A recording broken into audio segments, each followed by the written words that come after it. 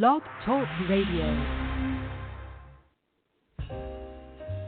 Live from Washington, D.C., it's Quintessential Listening, Poetry Online Radio.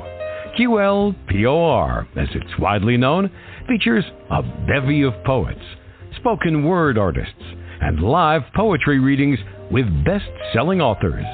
Your host is Dr. Michael Anthony Ingram. Good evening, everyone. Welcome to the first podcast of 2024. Tonight's remarkable guest, is Keyana the artist. She's a self-taught poet from Atlanta, Georgia, with over a decade of experience crafting inspiring educational poems.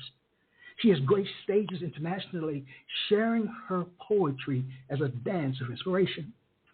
Keyana's mission as a new artist is to encourage emotional connection, aspiring to be globally recognized. She has shared her poetic success on radio, TV, as well as advocating for experimental forms of expressive arts. She's the author of 7 books, including Her Name's Journey and Why We Won't Tell versus Why No One Listens. Better Choice, Better Voice. She's also a current member of Dress for Success. She has a website which you can find listed in the information. She's incredible, and I'd like to welcome you, Keyana, to the program. Hello, everyone. Good evening, good morning, good afternoon, where all you beautiful people are at. All right. Let's begin this poetic journey. Keyana, what is poetry? What is poetry? It's the inspiration of not just writing, but also therapy. It helps you to overcome just your struggles, but overcome things in life that makes you want to believe in yourself. Poetry is not just writing, but it's also performing. It's also workshops and more. So which of those do you enjoy more? Is it the writing, the performing, or the workshops? I think the performer is more tuned in for me because I express it more, and I know words are healing to the soul, and just sitting in a room, letting someone know that you can overcome. You just have to have the tools to do it with. Mm-hmm. That's beautifully stated. You can overcome, but you need the tools to do it with. So, based on what you know about the world, your lived experience, why is poetry important? It's very important. It helps with mental. Your mental is more important into the world, especially in today's world. Most people are dealing with a lot of mental anxiety and depression. Break that down some more for us. Tell us more about that, the connection between poetry and being able to work through issues, mental issues. When you're overcoming, you're overcoming trauma, you're overcoming childhood trauma, you're overcoming things that triggers you to the point that, when you're in a room and you're trying to calm yourself down, you get little triggers here and there. But most of the time when it's big triggers, it's like, okay, how do you get your thoughts out onto the paper? How do you get your mind to focus, and how you're able to get a clear understanding how you want to overcome? I believe in promoting good mental health. That is so important. That I know writing poetry, sharing poetry over the last 25 years or so has really, in many instances, saved my life. Yes. And I'll tell anybody that. I believe in, again, the power of poetry to be of assistance to people, whether you share it with anyone or not. Just being able to get it out of your system, your head, is so important. So important. Yes. Keyana, please share with me an early experience where you learned that poetic language had power. When I was in high school, and that's when I started poetry, and my high school teacher, she's still alive until this day, she still calls me too, and she sat with me, and she said, well, you have to do this poem for a grade. And I asked myself, I'm only 15, I'm in the ninth grade, and I'm trying to stand on stage with all these people I don't know anything about. And she was saying that when you're doing poetry, it elevates. And so when I started, I'm shaking on stage, that's when I started.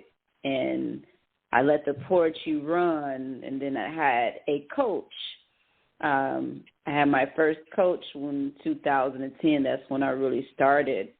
And when my coach came to me, he said, you have 50 people in the room. You have 50 people on one side and 50 people on the other. The 50 people on one side, they might laugh at you. They say, oh, that's not real. That's realistic. He said, forget about those people. But you have the other people on one side that need you. They want you to be, they want your healing. They want your touch. They want to overcome. So those people I have to continue to minister to. Those are the people I got to continue to open up their understanding, help them to overcome. The other 50 people, they're just there as a circus. But the other ones that say, hey, I went through what you went through. I need that. Wow. Yeah. See, to me, that's empathy. Yes. When they understand you and you understand them, and it's a connection between you two. That your stories may not be totally the same, but there are enough similarities between the two of you that can make a difference. Yes. All great writers have great writing influences. Who are some of yours, and what makes them great in your eyes? It would be Maya Angelou. And the reason why I went through the same similar things she went through, but a different experience. But I was just like her, silent. And the silent was, no one hears you. No one cares about you. So why would you have a voice? Why would you have an opinion? And so when I learned in my voice, it's not just me with the voice. There's someone else that want to hear my voice as well.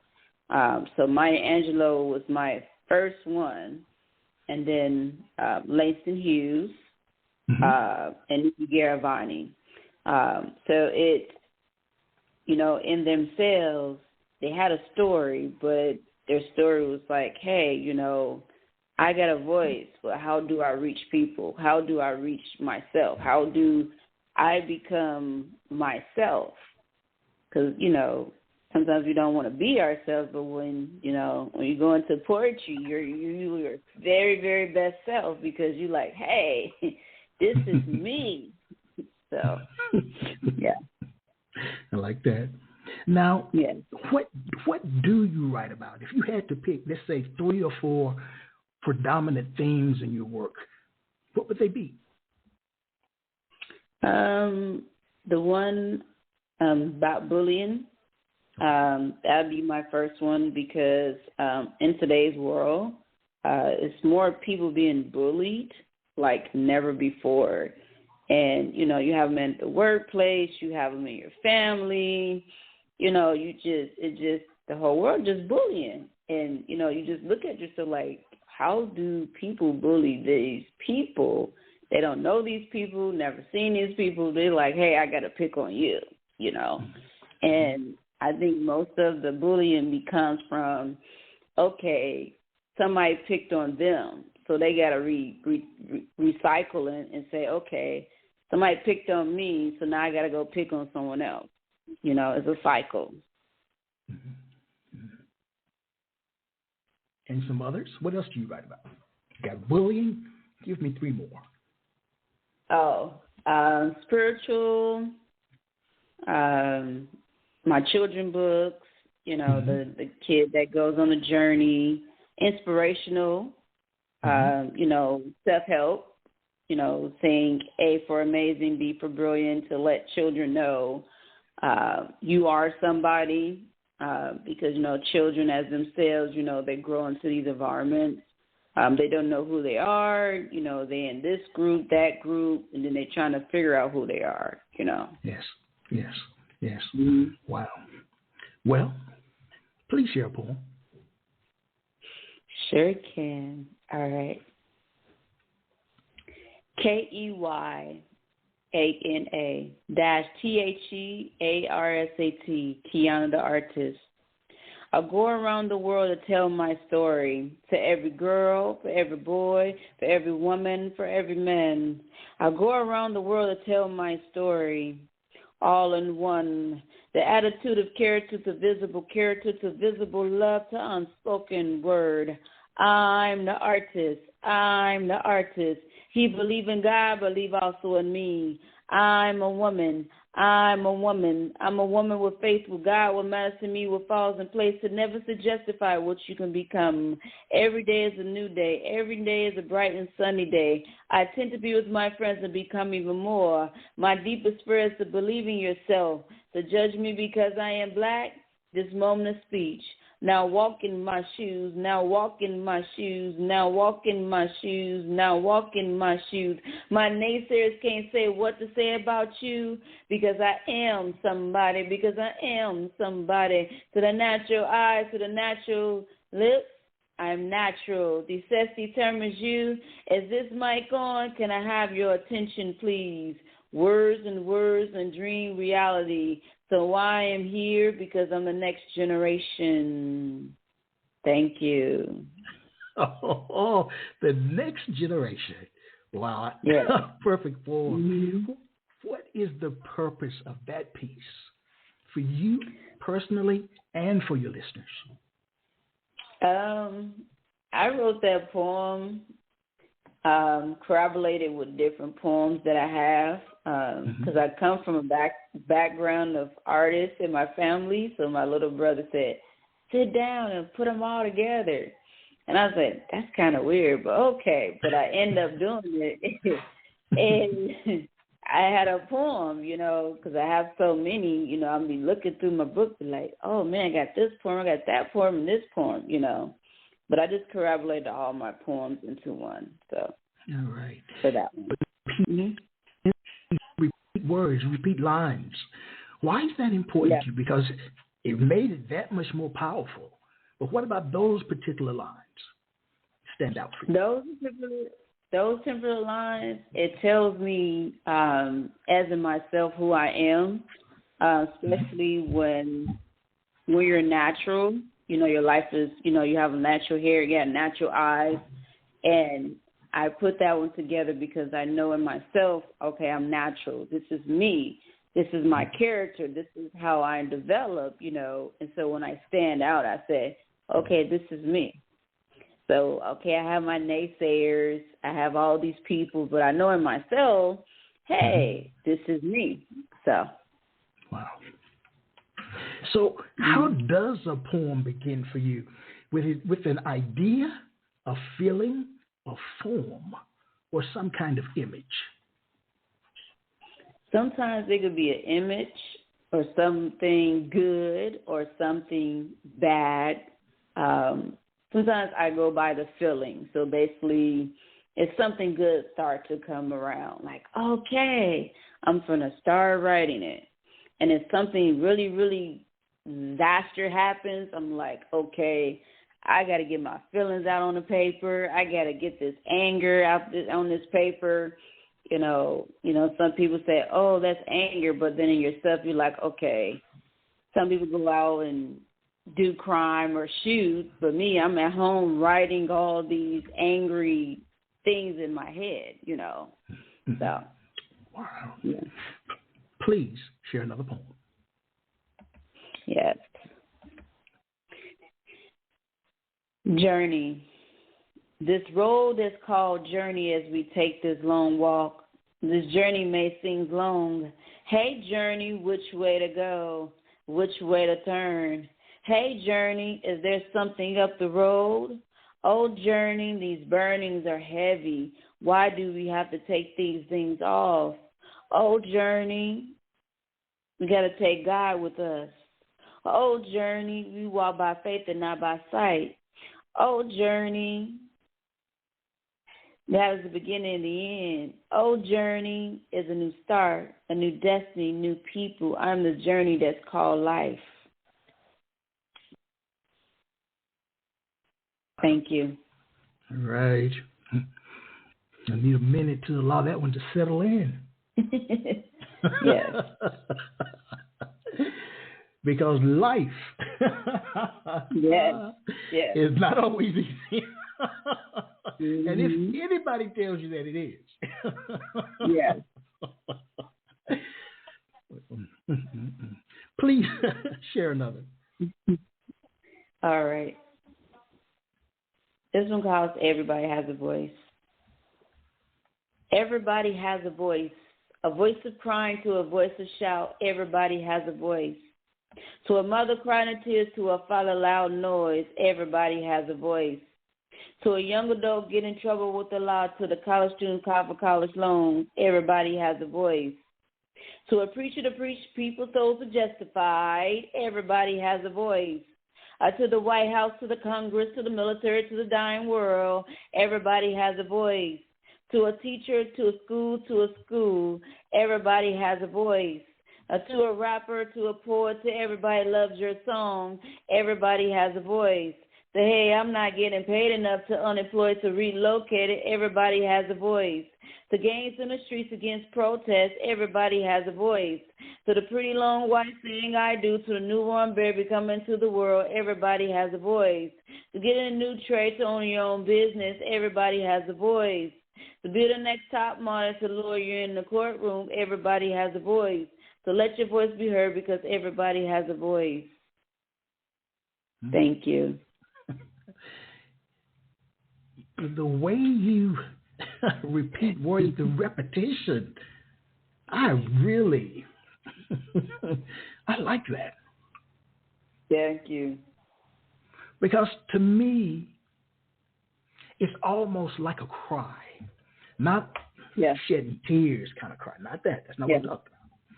But it's a clarion call for people to say, hey, these words are important, and I want to emphasize them again and again and again so that you can understand, if you can understand, what my story is, what I'm attempting to relay in terms of the information in this poem. Mm-hmm. Well, let me ask this question. Based on what you know about the world, and your lived experiences, what you've been through, does it hurt you to write poetry? If not, why not? No, it actually makes me love myself more. Mm-hmm. It makes me see things more clearly versus having more anger. When I was younger and I went to therapy, and the lady kept saying, how do you feel? And I said, I feel like I'm angry. And that's when I learned, okay, I have to write. Mm-hmm. So when I write, I release a lot of different things that's so balled up, you know. Yes. And it helps me more than to put myself into, dangerous way out here. Mm-hmm. Wow. So as you think about listening to the work of others, are you willing to be hurt by the poetry of others? If not, why not? Some poetry that I listen to is inspirational, and then some is just like, oh, wow, so deep.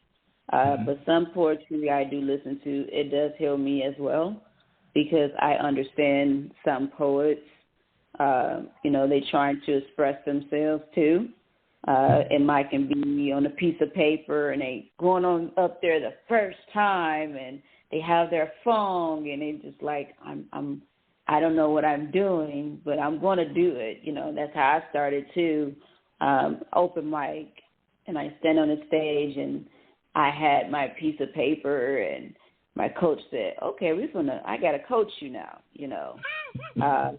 and it's so good, and I'm like, man, and it's so good. He passed away a couple of years ago, but when I sat with him, I'm like, I don't know what I'm doing.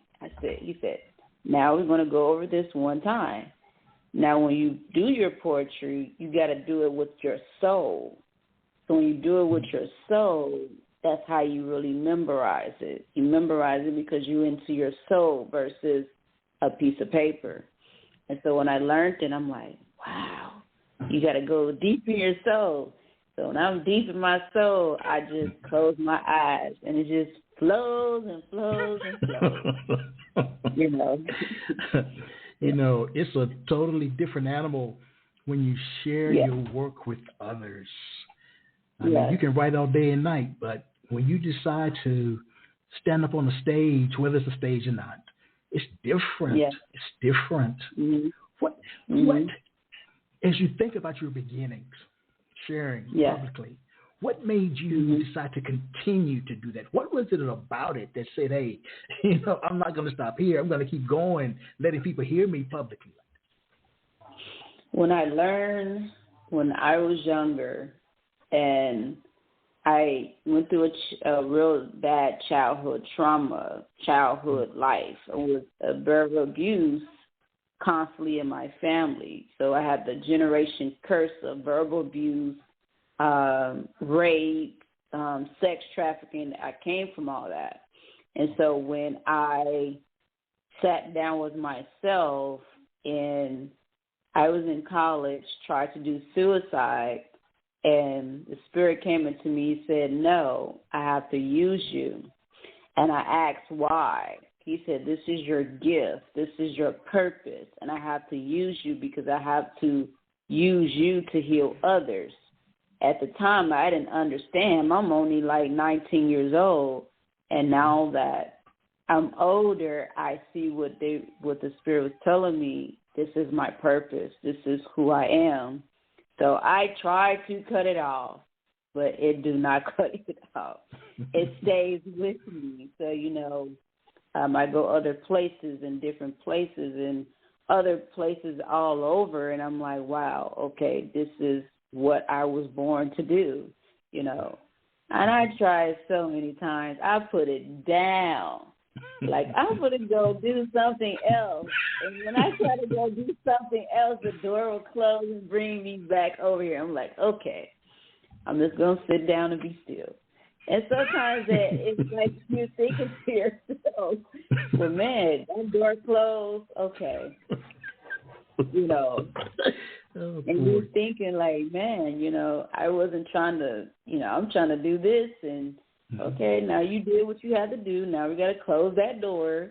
We got to put you back where you need to be at, But it's true. I even worked in a warehouse one day, and I broke my foot. And that's when I first wrote my first book at home with a broke foot.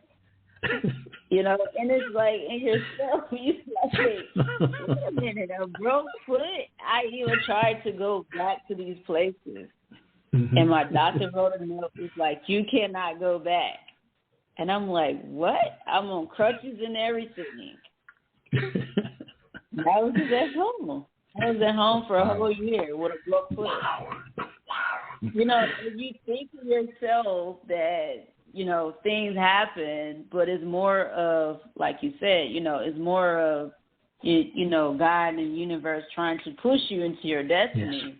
Yes. Yeah, my first book was Powerful Virtuous Woman. That was my first book that I did. Yeah, my foot was broke. I was working. I was off for like a week. And I said, okay, you got to add your vacation up. So in my mind said, okay, I'm going to take a break, and then I'm going to go back, and I go back and do another break. That's when my little brother was about to graduate from, high school. That was in 2014. So I'm like, okay, had it all planned out. When I came back, my foot was broke. I'm working, and they kept asking me, well, did you break it at home? I'm like, no, I'm walking on y'all concrete. I broke my right foot. So, and that's when I went to the doctor, and I said, hello, doctor, can you do this and do that? And he said, sure. He wrote a note, was like, you got to stay out. And I'm like, okay. Can you let me know when I'm going to go back? He go back. He do another note. So I'm just like, okay, in my mind, okay, I got bills to pay, I got to do this, roll another note. Yes. So I even wrote notes to the people and asked them, can I come back? And they said, no, I couldn't come back. They couldn't recommend me for anything. So I was just like, okay. And that whole year, I was out for a whole year. Wow. Like, yeah. Wow. That's quite a story. I know, when your purpose is for you, your purpose is for you. And I'm like, a broke foot. I'm like, okay, what do I supposed to be doing now with a broke foot? So I'm like, okay, I'm at home. And when I was at home, I was writing like every single day, like nonstop, just writing. And I'm like, then that's when I finished my first book, and I had published it. And I'm like, okay, Lord, this is where you want me to be at? Okay, I'm going to be right here, Beautiful. But yeah, I had a broke foot. Yeah, I had a broke foot, And I'm like, well, I'm just trying to pay my bills, and, I'm working in the warehouse, Oh, and bills. Well, you got a broke foot. You got a broke foot. And it's like, when it's like God and universe come together, say, hey, this is where you need to be at. Don't worry about this. Don't worry about that. But in your mind, you have to worry because you're human. Mm-hmm. You're like, okay, I got to go. I got to worry about this. I got to worry about that. But how am I going to get this? How am I going to get that? And your mind is just like all over the place because this is what you're supposed to be doing, Yes. And I'm like, okay, Then I wrote 7 books, and that's it. That's it. Books. And then God said, no, that's not it. I got you some more stuff to do. And I'm like, okay, Wow. Please share another poem. All right. Amazing. Amazing. The full of life is amazing. The amazing of grace, the amazing of love, beauty, touch, laughter, song. God is amazing. We can wake up and talk. That's amazing. We can go to school. That's amazing. We have food to eat. That's amazing. We have all gifts and talents. That's amazing. Today, God is amazing with showing us purpose through Him. That's amazing. Thank you. That's amazing. Thank you. All right. We're going to take a brief break. We'll be right back. But here's a question that I'd like you to answer when we return. Now, this break is really, really short. It doesn't give you a lot of time. But what I'd like to know is the world we live in, and we've been talking about it, there's a lot going on. There's the good, the bad, the ugly, as well as the indifferent. What do you, Keyana, view as being the role of a poet in modern-day society? Okay, we'll be right back.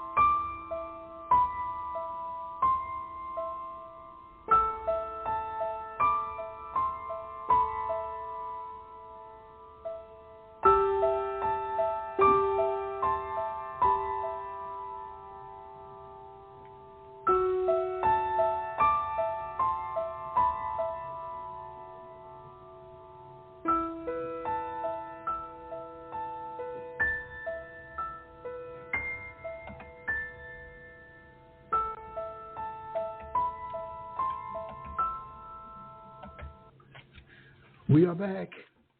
I am Michael Anthony Ingram. I am here with Keyana, the artist.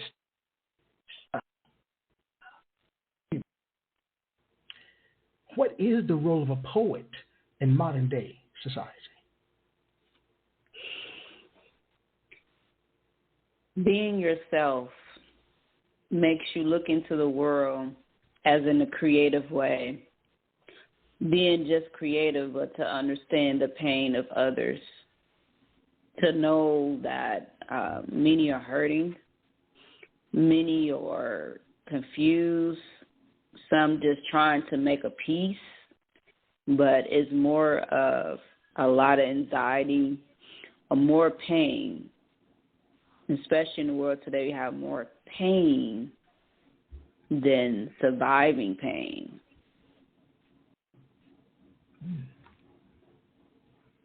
We have more pain than surviving pain. Flesh that out for me. That's a nice concept. Flesh that out for me. Nice statement. You have pain.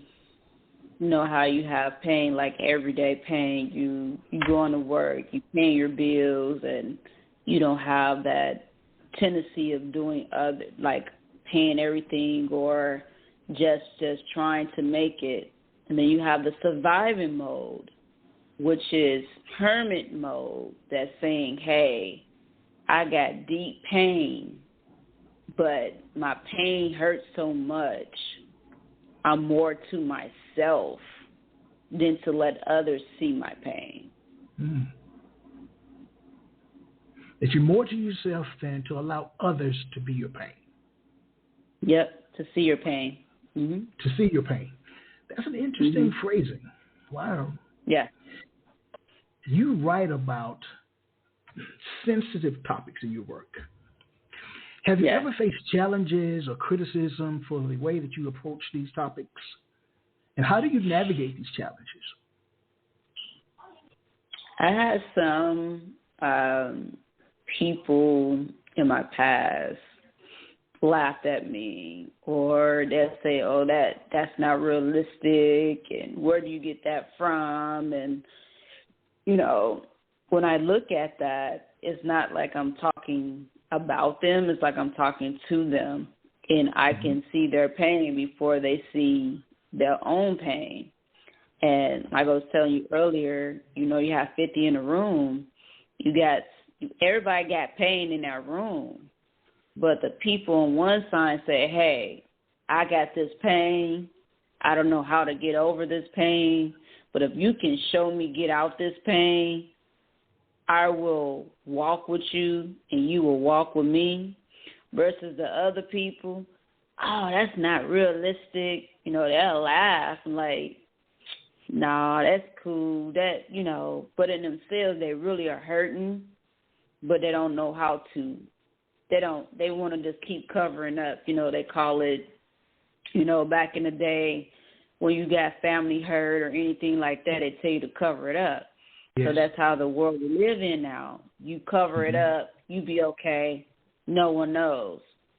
But then you're walking with all this pain. You don't know where to get it. You don't know how to get it over. You don't know how to get it out because you're just walking. You're walking.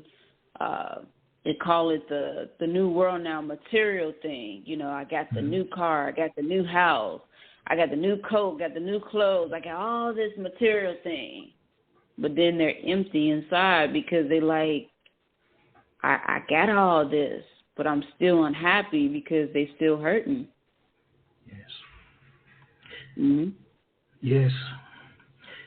Tell me about a poem, that you are proud of writing, but afraid to share for fear of misinterpretation.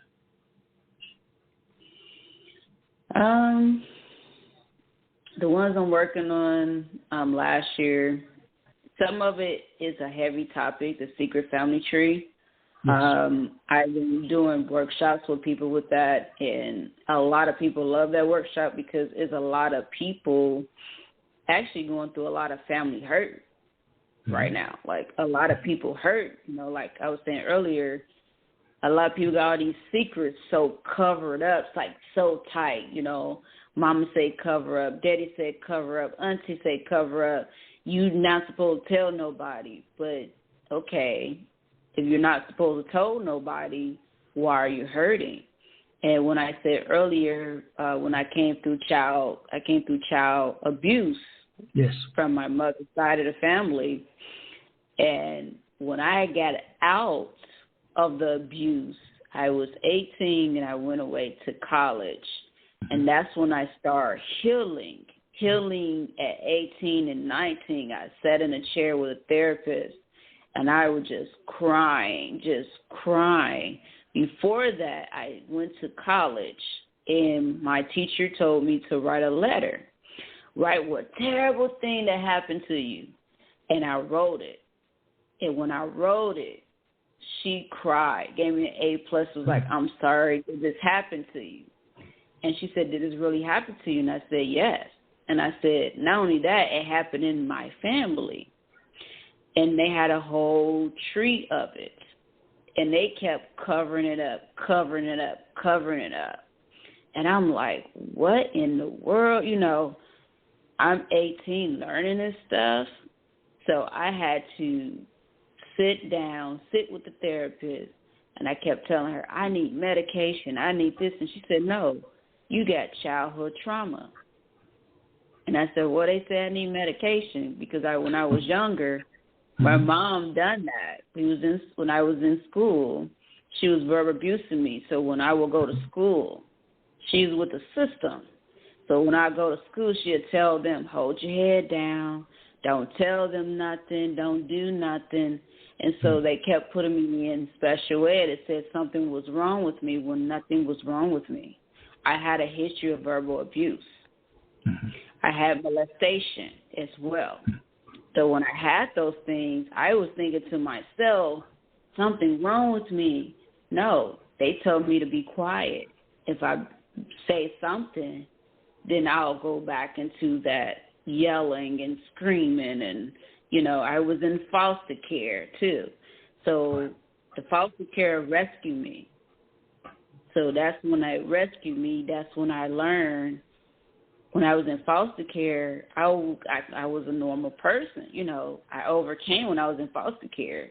But when they put me back to my mom, it went all back down again. You know, the trauma and all that. Couldn't speak. I was stuttering over words. And I was like, maybe something wrong with me. Nope. It was all childhood trauma. Wow. Yeah. Well, I appreciate you sharing your story with me. And you used the term generational tree. Maybe you didn't say generational. Oh, okay. Because that's what I heard. Yeah. And I had never heard that before. Yes. I'm going to read about it on Google tonight. Just that term, describing it as a tree that's deep, that's rooted. Yes. I have never heard it expressed like that. Yeah. So and thanks the tree for is teaching very me something new tonight.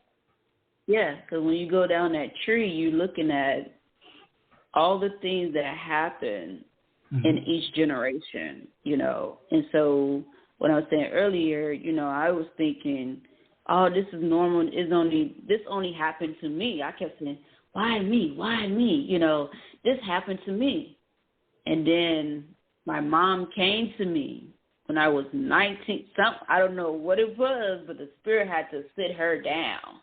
And she came to me at 19 years old and told me that she was sorry that happened to me. And she said, it ain't just happened to you, Keyana. It happened to the whole family's tree.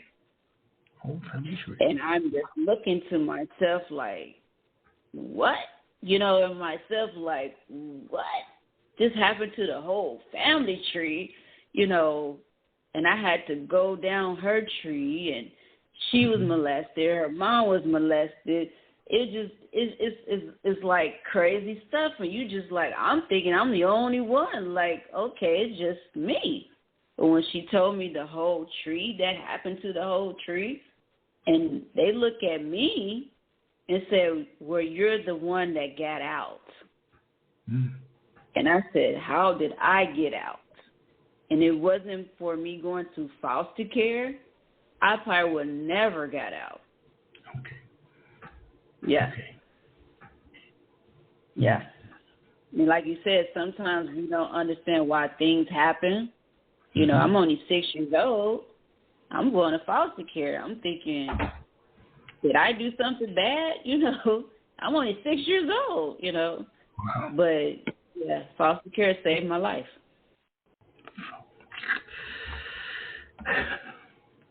I'd like to share a poem with you, if that's okay. Thank you.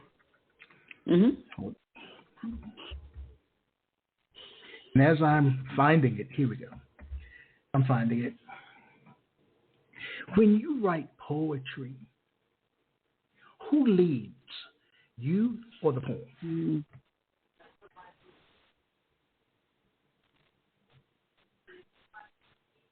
I was asking. What leads me? The poem. The poem leads me. So the poem leads you in the direction it wants to go. Yes. Mm-hmm. Tell me more about that. Flesh it out for me.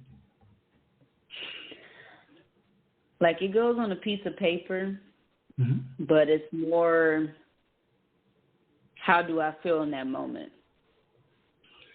So if I write a good poem, I'm feeling good, I'm feeling happy.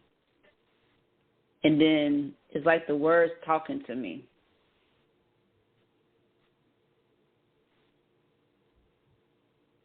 Okay. What are they saying?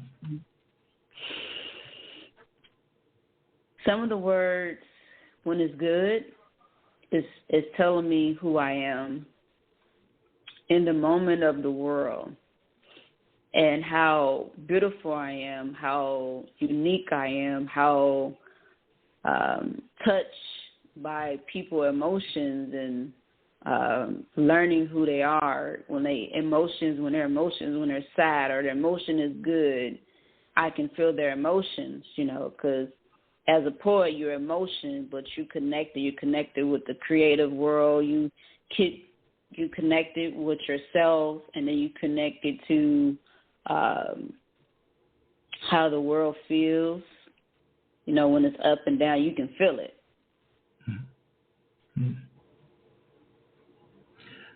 Well, the poem that I'd like to share with you, I wrote 25 years ago.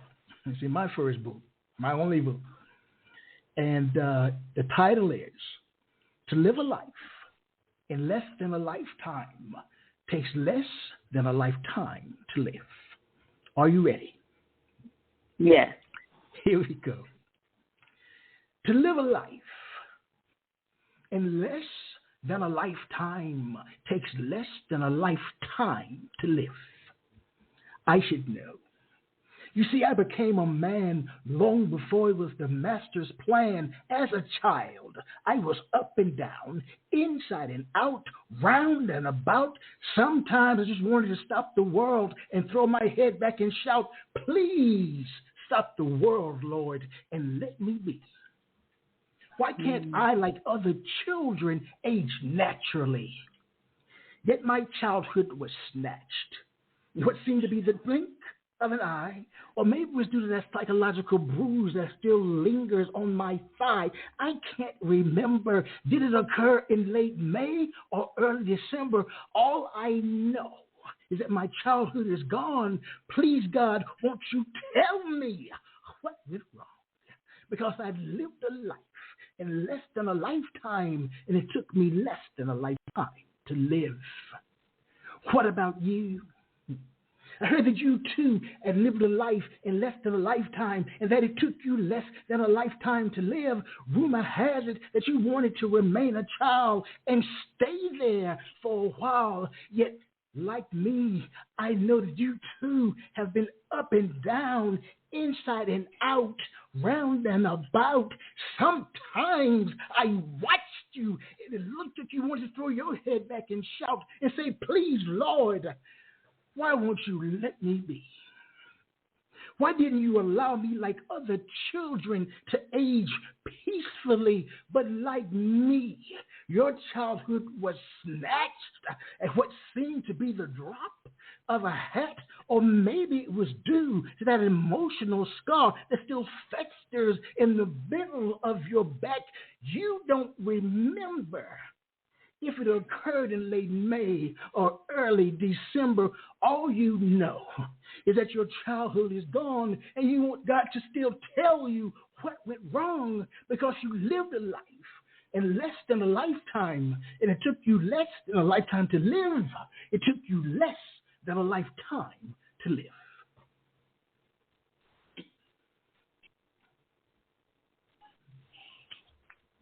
Love that. Ooh, I love that. Yeah, Thank let you me for take that a second. poem. Let me take a second, and we'll be right back. All right? Thank you. Just need a second. Hold on. Just need a second. Here we go.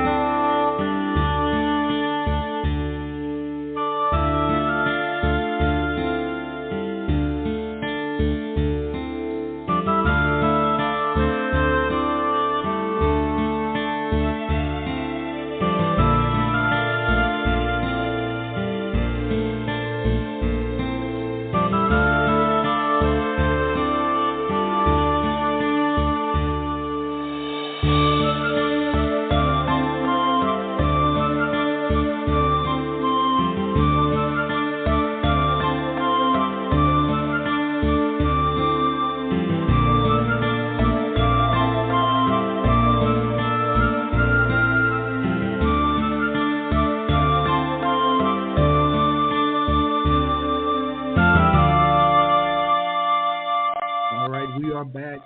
I am Michael Anthony Ingram. I am here with Keyana, the artist. Thank you. What you thinking, Keyana? Thank you for bringing me on to your podcast. Thank you for accepting. Thank you.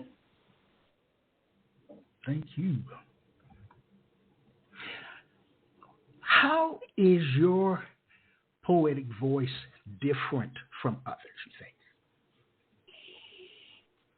What makes you stand out? It's different because it's very unique. Mm-hmm. How so? Talk to me. How so? The way you said what again? I said, talk to me. How? What makes it unique? It makes it unique with the rhythm. Okay. And then it makes it unique of a different style that no one never heard before. So it's very different. And sometimes when I listen to myself, because I record myself and I go back and listen, I'm like, that's me? Wow, But being unique is different, and everybody has their own style. Everyone has their own way of doing things. So. Yes, it's true. Mm-hmm. You've authored 7 books, including Her Name is Journey, and Why We Won't Tell, versus Why No One Listens, Better Choice, Better Voice. Now, I know based on the proposal flyer that Her Name is Journey is a children's book. What about Why We Won't Tell, Why No One Listens, Better Choice, Better Voice? Is that a children's book as well? That's an adult book. Tell me. That book was presented a couple of years ago. It was about people. We live in a world today that like been molested or raped or touched in any kind of way. So I wrote that book containing those people in the world, saying, hey, if I've been touched or something like that, is more of, how do I get out? So basically I'm trapped in this body, and this body is not mine. It's a different kind of body. It's not like when you said earlier, your childhood been snatched from you. So when people go through those situations, they don't have a childhood life. They grow up as an adult real quick. I was adult real quick at 15 years old when my mom left me with her children. And I'm like, okay, I'm 15 years old. You got children raising children, It's like, what in the world, So when I became an adult at 15, I didn't have no childhood life, I grew up fast, And then when I'm a retired professor of counseling, so I train school counselors and community counselors. So therapy, counseling has always been important in my life. And I was working with a young girl. She was 10 years old at a school. So something told me to ask her, how old do you feel? She said, Dr. Ingram, I feel like I'm 25. Now, she was 10. Yeah. That's exactly what you just said. Yes. Growing up so fast, not having a childhood, things happening to her that made a 10-year-old girl feel like she was 25 years old. Yeah. And that's how I was. I was like you said, I was 15, but I acted like I was, grown woman, cooking and cleaning, and I was raising her children like they was my children, and I'm thinking, okay, I'm only 15 years old, and I was working too at 15 years old. I was working at my mother's friend's daycare, and I'm like, I'm only 15 years old, like you said, your mindset was older. And see, I still have an old soul too. I'm, in my late 30s. But when I see people, my skin color is young. So when I see people, they look like, they say, oh, you look like you're 21 years old. Or they say I look like I'm 22. But when I open my mouth, they like, hold up, wait a minute. She's mature. She's mature. Like, wait a minute, I have an old soul, And like you said, when I was younger, I had an old soul. So when I was trying to blend in with children, I couldn't, because it was like they would come around me like, you're weird, and I'm like, what's wrong? In my mind, I'm 15, I'm 16, I'm 11 and 10, but I didn't, like you said, I didn't have a child body. I had an adult body trying to figure out who I was, And it was scary, it's scary, Yes, I can understand. I think that's one of the reasons why in that particular poem, the one that I shared, I flipped it in the second verse to ask you, what are you going through? Can you relate to me in any way? Yeah. And to me, that's what empathy is about. I don't have your story in totality, but I've been through things myself. It may not have been horrible, but I've been through some things, and I know what that's like. Please share another poem. Yes. Another poem. Okay, let's do one. Creativity. Please pass me the mic. I was once called creativity. Creativity, I say. That is who I am. Creativity, creativity, creativity. My naysayers, my haters, and my critics. They cannot control me, telling me who I am, telling me who I am. Creativity, creativity, creativity. That is who I am. My naysayers, my haters, and my critics. They cannot control me, telling me who I am, telling me who I am. Creativity, creativity, creativity. That is who I am. Creativity. Thank you. All right. Please share with me 5 titles of poems in any of your books. Just 5 titles of any of your poems, actually. Just 5 titles. Journey, Different, Amazing, Creativity, and All in One. All in One. Mm-hmm. What is important about titling a poem? What do we need to think about when we're titling a poem? When we're titling a poem, sometimes, like with me, I probably don't do the title until like after I'm finished with the poem, because it's like, like you say, it's in your head. But it's good to title your poem is because, say for instance, someone who wants to listen to that poem, they'll know, okay, I'm going to go back to that poem because, okay, they had a title to it.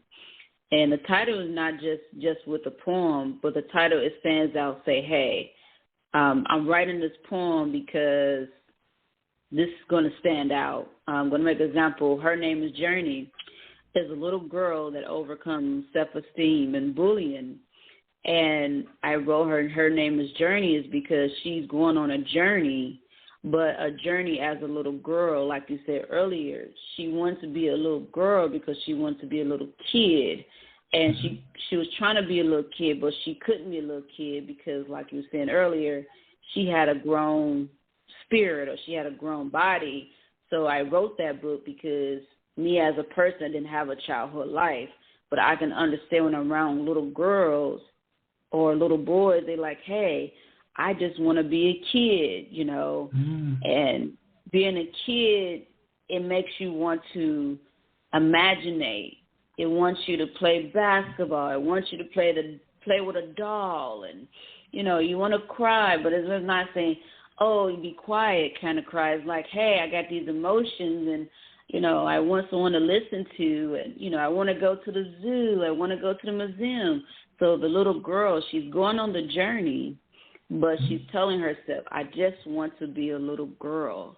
And that little book tells her story in the book. She just wants to be her. She just want to be her. What is the title of your newest work? I got two that's coming out. Another kid book, sister and brother book, and then The Secret Family. Those are two that's coming out soon. So The Secret Family, if I were planning to read that book, or anyone actually, Yes. you're the author, what advice would you give me before I start reading, if any? What would you learn from it? And what would you take from it? Okay. Tell me more. Flesh that out for me. I'm a professor. Flesh it out. What would you learn from it? What would you take from it? And then also, if you can stand in my shoes, that's anybody. Yes. Learning from my pain, it wasn't just good pain, but it was more bad pain because it was more of trying to find me. But I know in myself, some people can try to find themselves because, you know, you trying to find yourself because in yourself, you know in yourself, okay, this is me.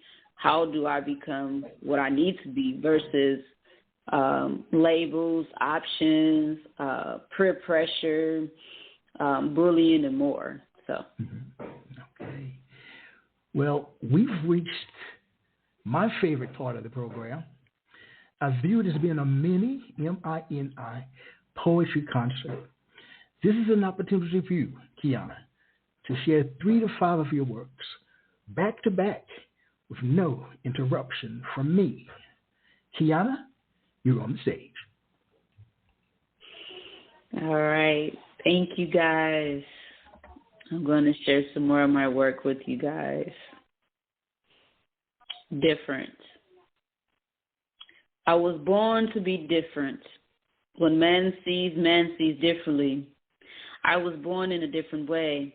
I was taught different, look a different way. God said I'm the head and not the tail. I was born to be different. Understanding conflict. We in this world of today, there's so many conflicts. Conflict with ourselves and conflict trying to understand who we are. Conflict. We're conflict through spiritual and conflict through religion. We're conflict trying to understand who we are. Conflict. Conflict. We're trying to understand the conflict of peace. The conflict of telling ourselves that we are somebody. Conflict. We turn off the light, we turn the light on, and there's conflict. Looking in the mirror of trying to understand why we live in this world with so many conflict. Sometimes we think high, sometimes we think low, but in ourselves we're trying to figure out why it's so much conflict. We twist and turns and trying to make sure we understand who we are, understand that we're just not just here for a moment, but we're here to understand how to breathe this conflict. Many times the conflict is wrong, sometimes the conflict is bad, but sometimes we got to understand why the conflict begin to stay in this conflict moment.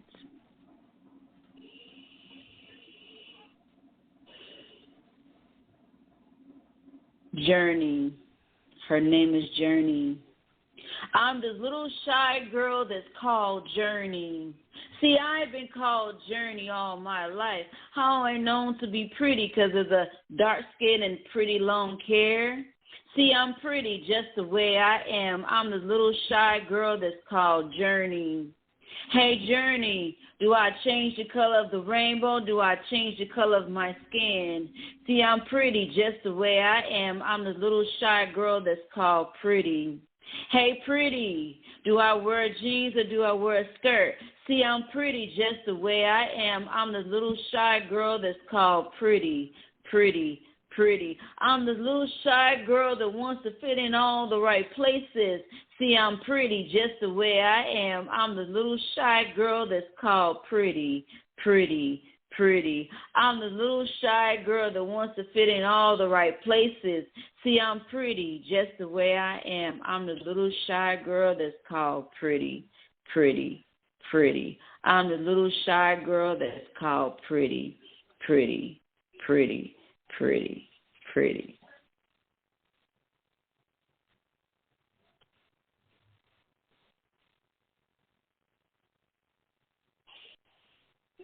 I think that'll be it right now. That's it right now? All right. Okay. All right. What have you learned about yourself in terms of being a poet? Who are you as a result of being a poet? That being the ability to love myself, to know that I have a purpose on this earth, and knowing that when I was younger, having low self-esteem because I didn't know what that meant. Mm-hmm.